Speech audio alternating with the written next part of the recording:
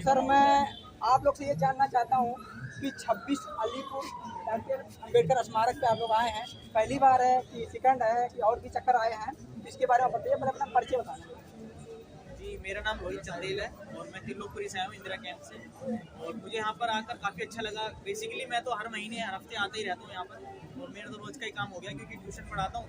तो उसमें कभी किसी बच्चे का बर्थडे होता है तो बर्थडे गिफ्ट यहाँ पर आने से बड़ा मेरे को तो लगता नहीं है कि बाबा साहब के बारे में बताना और कुछ हो सकता है। तो जिस भी बच्चे का बर्थडे होता है तो मैं उसको डेफिनेटली अपने साथ यहाँ पर लेकर आता हूँ। यही उस बच्चे के लिए मेरी तरफ से गिफ्ट है। देखिए सर ने इतनी अच्छी बात कहा है जो कि हर बहुजन समाज के लोगों को कहना चाहिए। इन्होंने ये कहा है कि अगर हमारे घर पे कोई भी कार्यक्रम होता है तो मैं बच्चों को यहाँ पे जरूर लेकर के आता हूँ, उनको दिखाता हूँ। ऐसा करने से क्या होता है कि हमारे आने वाली जो पीढ़ी है आगे चल के बहुत अच्छा काम करेगी। अगर हम ये चीज़ अपने इतिहास नहीं बताएंगे तो हमारी पीढ़ियाँ जो है दबती चली जाएगी। ये बाबा साहब ने एक चीज़ कहा था कि जो अपना इतिहास नहीं जान सकता कभी इतिहास नहीं रच सकता। आगे बोलिए। और रही बात बाबा साहब की, तो उनके बारे में तो जितना बताया जाए देखिए उतना कम है, लेकिन उनके कुछ मूल बिंदु थे। अगर हम उनकी तरफ भी अगर आकर्षित हो जाए तो हम बाबा साहब को पूरे तरीके से जान सकते हैं कि उनका सपना क्या था। अगर हम बाबा साहब के सपने की बात करें तो काशीराम जी ने उनको एक कहा था कि हमें इस देश का हुक्मरान बनना है। तो हमें हुक्मरान किस तरीके से बनना होगा? सबसे पहले तो हमें लेनी होगी अच्छी शिक्षा। अगर हमारे पास अच्छी शिक्षा होगी तो ही हम उनका सपना जो है, उनका जो कारवां है वो आगे लेकर चले जा सकते हैं। और रही बात शिक्षा कौन सी लेनी है, देखिए शिक्षा आज के टाइम पर हम देखें, हम पढ़ते पढ़ते बोर हो जाते हैं। मैं न्यूट्रल करके बात करूँगा। बेसिकली आप भी बच्चे हैं, मैं भी बच्चा हूँ, मैं भी कभी ना कभी स्टूडेंट रहा हूँ। पढ़ते पढ़ते ऐसा होता है कि भाई बाबा साहब तो 18-18 घंटे पढ़ते थे, यही हमारा मोटिवेशन का राज है। तो पढ़ने में भी क्या पढ़ाई करें ऐसी कि बस हम जल्दी से पढ़ें और जल्दी से कामयाब हो जाए। देखिए बाबा साहब ने एक चीज़ कही थी और मैं हमेशा अपने बच्चों को यही कहता हूँ, जितने बच्चे पढ़ रहे हैं मेरे पास, मैं तो बीएससी कर रहा हूँ जेनेटिक्स में जाकिर हुसैन कॉलेज से, लेकिन जिस भी बच्चे को ये समझ में ना आए कि मुझे क्या करना है, वो आंख बंद करके एलएलबी कर लेना। आपको अपने अधिकारों और कानूनों के बारे में पता लग जाएगा। ये मेरा मैसेज है। देखिए सर ने इतनी बढ़िया बात कहा कि जिसको जो है पढ़ाई में मन नहीं लग रहा है तो आप डायरेक्ट एलएलबी कर लो। और जो है पढ़ाई के बारे में काफ़ी लोगों को जानकारी है कि बगैर पढ़ाई से कुछ हो नहीं सकता।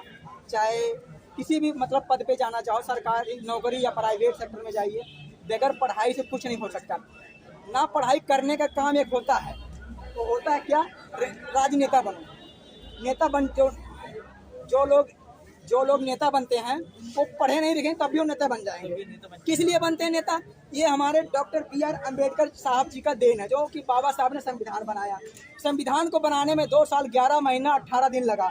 संविधान को उन्होंने बना करके छोटा बड़ा या भिखारी या कोई राजा कोई भी हो एक वर्ग का, सबको उन्होंने सम्मान अधिकार दे दिया। इसी तरीके से लोग नेता लोग तैयार हो रहे हैं, क्योंकि नेता लोगों की कोई पढ़ाई के बारे में कुछ देखा नहीं आता।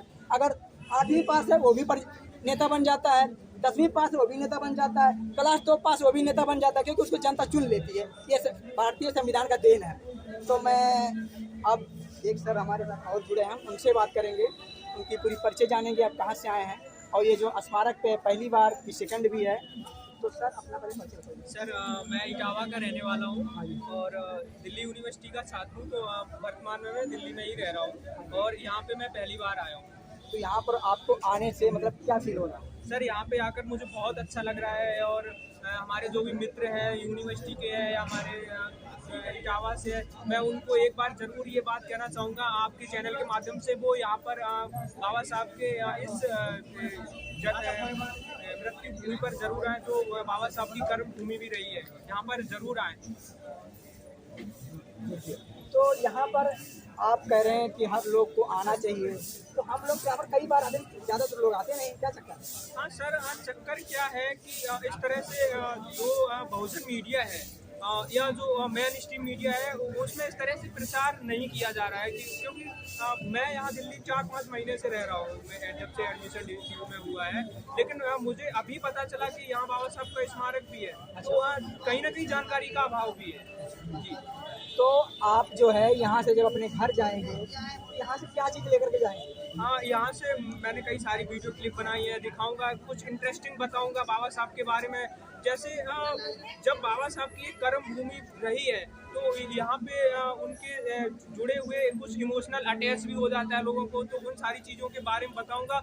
और इससे पहले मैं अपने सभी साथियों को और मित्रों को ये ज़रूर बताऊंगा कि हमें बाबा साहब के जो हमारे लिए किया है वो कोई ईश्वर नहीं कर सकता था, क्योंकि बाबा साहब ने हमें वो चीज़ दी है कि जो ईश्वर क्या मतलब दुनिया का कोई भी व्यक्ति हमें नहीं दे सकता था। शायद बाबा साहब अम्बेडकर अगर नहीं होते तो आज भारत में जो भी दलित, शोषित, वंचित तबके के लोग हैं वो इस तरह से आज जो एरोप्लेन से, गाड़ियों में, फॉर्चूनर में घूम रहे हैं, शायद वही लोग यहाँ पे आने से ज़्यादा कतराते हैं। तो सबसे मूल संदेश ये है कि जो बाबा साहब के विचारों के लेके जो फटी चप्पल पे घूम रहे थे, उन लोग जो हवाई जहाज और फॉर्चूनर से घूमने लगे, आज उन्हीं के कारण ही बहुजन समाज गुमराह हो रहा है, क्योंकि उनका कोई अस्तित्व नहीं बचा है, उनका कोई पता नहीं है। जो लीडरशिप बहुजन समाज की करते हैं कि हम बहुजन समाज के हैं, हमें वोट करो, वो कई पार्टियों में बटे हुए हैं। कहीं ना कहीं बहुजन समाज बुरी तरह से बिखर चुका है। तो आपने एक और अच्छी बात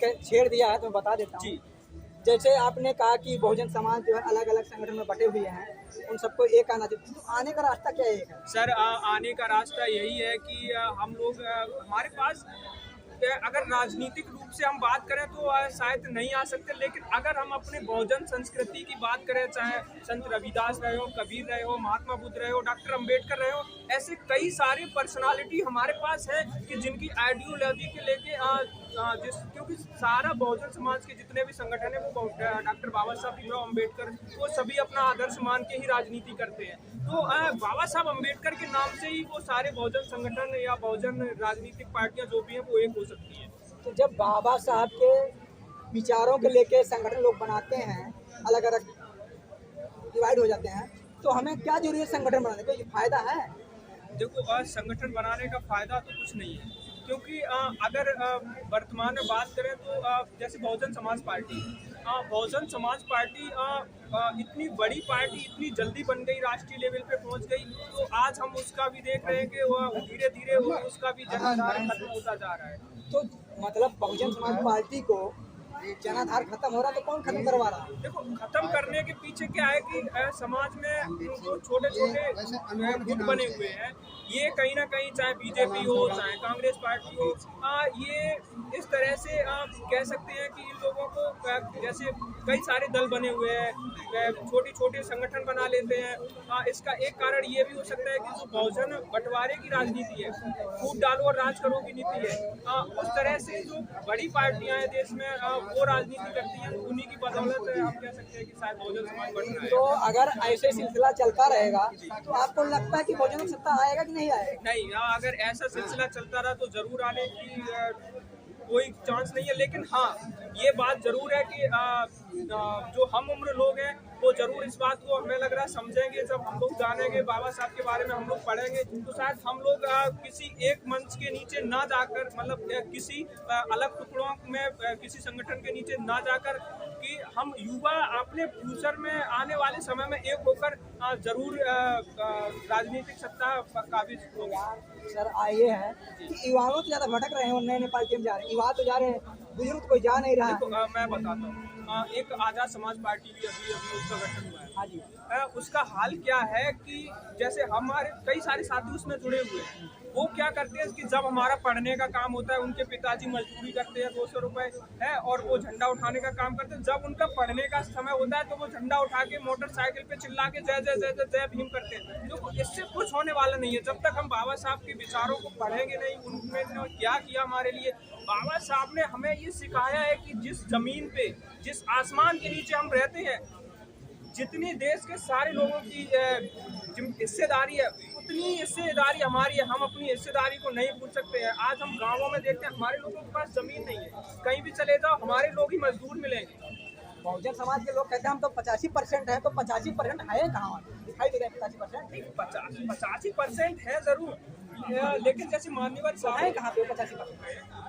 है कहाँ पे? दिखाई तो देते नहीं। देखो 85% में चाहे वो SC हो, ST हो, मुस्लिम हो और OBC हो, ये सारी कैटेगरी है। लेकिन आप देखिए वो चीज हम नहीं कह रहे हैं, पर जो चिल्लाते हैं हम 85% हैं, तो जैसे सुप्रीम कोर्ट हो गया, हाई कोर्ट हो गया, किसी भी मतलब सरकारी नौकरी में वो कितने % हैं, ये तो हमें पता होना देखो चाहिए। सरकारी नौकरी में तो हम लोग नहीं है, तो फिर आप 85% हुए कैसे? वो हम बस जो भारत की लगभग 140-42 करोड़ आबादी हो गई है, उस आबादी में हमारी हिस्सेदारी है। लेकिन अगर हम 1 लाख की नौकरियों में की बात करें, हम न्यायपालिका की बात करें, इस जगह तो हम 85% कहीं है ही नहीं। यूनिवर्सिटियों की बात करें, इन जगह तो इसका हम मतलब खाली हम कहते रहे नहीं हम 85% हैं। तो 85% का मतलब होना चाहिए कि हमारे लोगों को हर पद पे भर्ती होना चाहिए। सुप्रीम कोर्ट, हाई कोर्ट, मतलब डॉक्टरी, इंजीनियर, हर चीज में उनकी मतलब होना चाहिए। तभी तो तुम कहलाओगे हम 85% हैं। और 85% कहलाने से क्या होता है? जब आप तुम्हारी सत्ता नहीं आ रही तो 85% क्या कहते हो? अपनी सत्ता तो लाके दिखाओ, तब माना जाएगा तुम 85% हो। आप तो अभी केवल मुश्किल से 20% हैं आप। जब तक आपकी सत्ता नहीं आएगी तब तक आप 85% कहिए। देखो, ये बात आपको समझनी पड़ेगी कि सबसे ज्यादा हमारा समाज ही गरीब है। हाँ। ठीक है, और गरीब समाज जब होता है जिसको पेट भरने की जरूरत पहले है, कपड़े की जरूरत पहले है, आवास की जरूरत पहले है। अगर आप उसको ये राजनीतिक बातें पढ़ाओगे तो उसकी समझ में नहीं आएगी। अब हमारा समाज बहुत गरीब है, दबा कुचला है। अगर हम अपने बच्चों को किसी तरीके से हम 9 रोटी खा लेंगे, हम सिंगल रोटी खाएंगे, आधी रोटी खाएंगे, बच्चे को पढ़ा लेंगे और पढ़ा के अगर हमारे बच्चे को नौकरी मिल जाएगी तो हमारे को आवास, घर, हम नौकरियां हैं कहाँ? नौकरियां प्राइवेटीकरण हो रहा है, नौकरियां कहाँ है? तो प्राइवेटीकरण कब इसीलिए तो हो रहा है, जब तुम अपना सत्ता नहीं लाओगे तो तुमको जहाँ नहीं तहाँ धक्का मार के दिया रखा जाएगा। सत्ता आएगी कहाँ से? सत्ता में तो हम लोग इतने संगठनों में बटे हुए हैं। हाँ। अभी मैंने आपको क्या कहा कि जो फटी चप्पल पहन के मान्यवर साहब के साथ में चलते थे, आज वो फॉर्च्यूनर, इनोवा और फ्लैटों में उड़ने लगे हैं। सबसे ज्यादा समाज का शोषण वही लोग कर रहे हैं। इसका मतलब 85% इकट्ठा नहीं है। नहीं, बिल्कुल नहीं है। तो उसको क्या कहें हम, बताइए? उसको क्या कहेंगे कि बहुजन बिखराव है। और अभी ऐसा तत्काल में तो बिल्कुल कोई समीकरण बनते भी नहीं लग रहे हैं, क्योंकि मतलब अभी 6 महीने बाद चुनाव है 2000। अगर ऐसे चलता रहेगा सिलसिला तो बहुजनों की सत्ता तो नहीं आ सकता मेरे अंदाज। नहीं, जो सिलसिला अभी चल रहा है अगर इसी तरह चलता रहा, अगर जल्दी सुधार इसमें नहीं हुआ तो बहुजनों की सत्ता एक दूर की पौड़ी हो जाएगी। अच्छा, मतलब आपकी कहना है, मतलब कहने मतलब ये है कि सारे बहुजन संगठनों को और नेताओं को एक होना चाहिए। जी, चलिए ठीक है, आपसे बात करने के लिए धन्यवाद।